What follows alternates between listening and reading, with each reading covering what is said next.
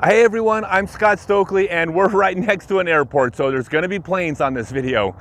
I'm going to explain to you a technique that I use that no one else uses that has allowed me to throw 50 to 75 feet farther than I would had I not used that technique.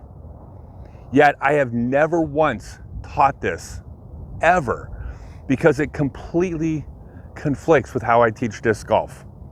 Now this is all going to make sense in a minute, but first I'll be demonstrating with my Tour Series dynamic harps that are coming out in a couple days.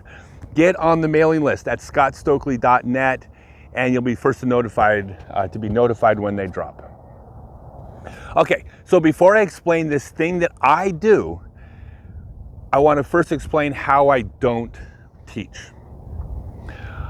I do not believe the correct way to teach disc golf is for me to say, here's what I do, therefore you should do that. Or here's what I do, here's how I do this thing. I don't think that's accurate because there are always outliers that do things differently. And there's also, based on body type and flexibility and strength and a number of other factors, there are things that different players will do differently than the norm. It doesn't mean they're correct. It means it's correct for them. So the way I teach disc golf is I've looked at the best players. Honestly, when you have a sport of 10 million people, the sport's figured out the correct way to throw, the correct technique. For sure, the law of large numbers says so. So I look at what do all the top players have in common, and that's what I teach. And when I throw my standard shot, my standard control, I have less than 400 feet to get down the fairway, I need to hit a gap, I throw a very standard throw. Now I'll just go ahead and demonstrate one real quick, but I'm gonna have my weight above my hips, my wrist will be straight, the head will go with my body, I'm gonna pull the disc on a line, I'm gonna plant first, I'm gonna follow the fundamental rules. And it doesn't look that much different than any other top player.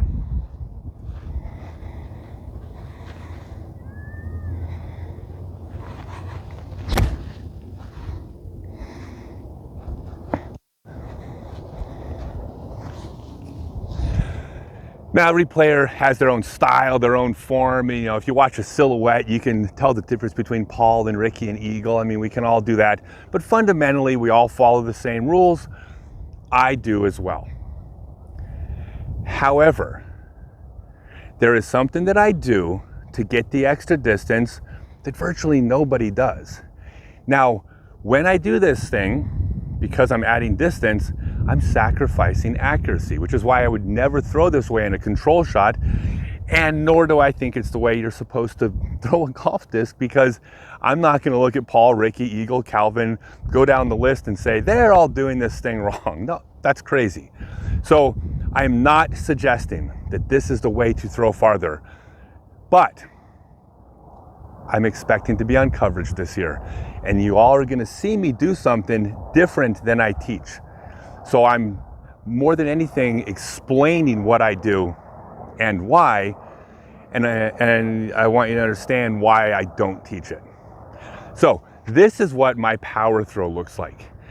When I throw, I'm not going to pull the disc back in a straight line. I'm going to start with my arm straight, and on my X step, I'm going to hop on my back foot.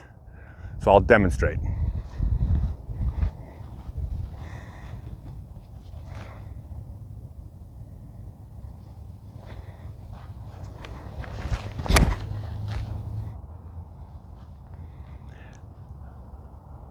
So here's a breakdown of what I did there.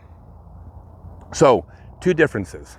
The first was that I started with my arm straight, but instead of pulling the disc back in a straight line and bending the elbow, I left my arm straight because that's where it's going to end, and I swung the disc down. Now, that is not the correct way to throw accurately because you're taking the disc off the line that you're on. You're creating a variable of having to now find that line again. But this isn't about control, it's about distance. This puts my arm in the position of maximum extension. More important though, was the hop step. Here's why I do it. When I do the X step and I'm throwing this direction, when my foot plants, my foot is in front of my body. Since I'm throwing that direction, I can't do anything to drive energy off that back leg because that's going the opposite direction, of course. So what I do is I shift my weight forward, so my back leg is now behind me. Now at this point right here, I don't have the extension that I want. I want to get more extension, so to create more time, I hop off that back foot, and that allows me the time to pull the disc back farther. Also, when I hop, I come down on that back foot with my leg bent. I'm effectively creating a spring. So I'm going from straight to bent, starting that spring, and that allows me to just drive off that back foot and really propel the disc forward. Now, just like pulling the disc off the line, the minute I do the additional hop with my back foot, I'm creating another variable. One of the keys to accuracy is reducing the variables. You reduce the number of things you have to get right, you're more likely to get things right. So by adding the hop step, I'm adding a variable that will somewhat affect my timing potentially.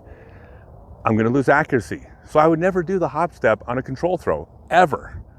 But sacrifice this much accuracy for 50 or 70 feet of distance, it's worth it. So when you're watching on tour and you see me doing this, that's why I do it. I hope you understand now why I don't teach it. It breaks my entire philosophy of how I teach this game. Now, having said all of that, I'm not convinced that it's a bad technique. And the reason why is that even though I'm an outlier and you can't base anything off outliers, I've kind of been a pretty big outlier in a lot of ways. When I was touring, I threw 100 feet farther than the other touring players doing the hop step. When I'm on tour now, of course, I'm not going to throw 100 feet farther. I won't even be throwing as far as the top power throwers, but I'm 52, they're 25. So we're comparing apples to oranges.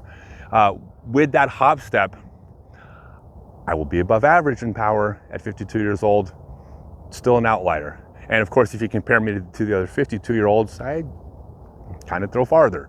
So even though I don't believe that this is the right way to throw, that it is just something that works for me, I can't really rule it out because the results have been so profound.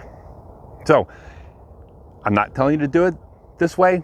I'm just explaining what I do, but if you want to play around with it, I mean, who knows? Maybe I could be the next Fosbury.